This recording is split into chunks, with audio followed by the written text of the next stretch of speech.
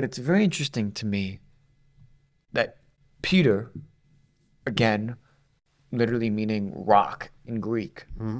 the steady one,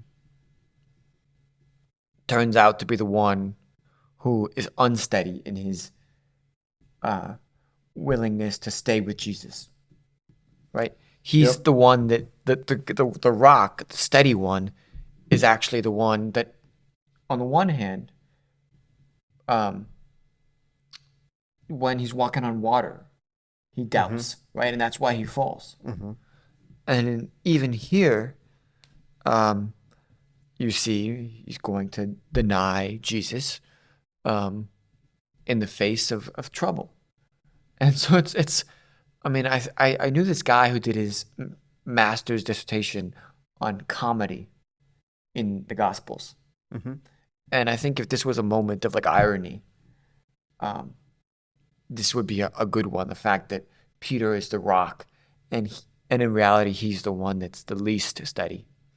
Well, I think it's also purposefully done that way, obviously, because it's or done that way. It's purposely that way because what occurs here is this idea we also see in the Old Testament with Israel being, the wrestling with God, right? That being the crucial idea. So I think this is just the state of believers and how they come to believe. And I think what's interesting is that there's also this line that I remember reading somewhere, which is about people who have gone and how should I put this? Who are more adventurous, let's say, or people who have gone and actually wrestled with their beliefs and actually tried to figure out, do they really believe or do they really have a connection with God? In what way do they have it? Those people have like a more valuable connection with God once they reach that point. Mm. And I have heard that somewhere, and it's interesting because we do see it here. We saw it first with like Israel in the Old Testament, and now here Peter, who is the one of the main disciples, right? We see that he is the rock, but he's also, well, his role as the rock comes later, right? It actually he's the rock of the church, right? So technically it comes later, right? Now, obviously, Jesus is still the principal character, and it's interesting that what happens here is that we see Peter like wrestle with Jesus, right, and trying to figure out to what extent like he actually believes, because he says a lot of the times, like he says here, like yes, I believe, but then when push comes to shove, it's like he doesn't believe quite as much, or he doesn't want to stake himself on it, right? So there's a lot of things going on here, but the principal idea is that the believer is not just someone who follows just for the sake of following. It's someone who figures things out internally for themselves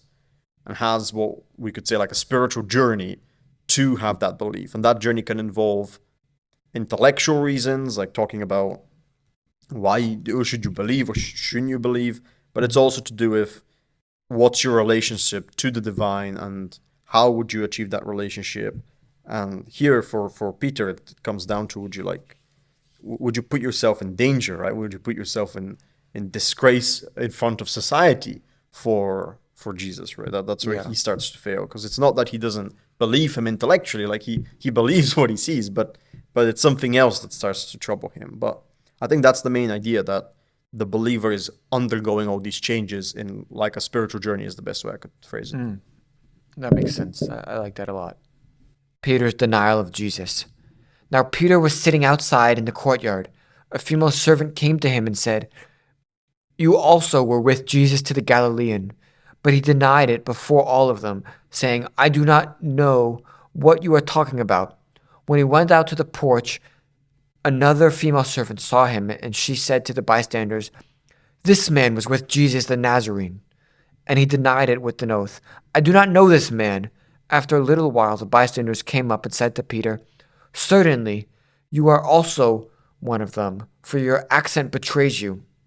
Then he began to curse, and he swore an oath, "I do not know this man." At that moment, the cock crowed. Then Peter remembered what Jesus had said, "Before the cock crows, you will deny me 3 times." And he went out and wept bitterly. Again, this is back to what we talked about, the journey of the believer and how it's filled with going from one state to the next, and Trials and doubt and tribulations.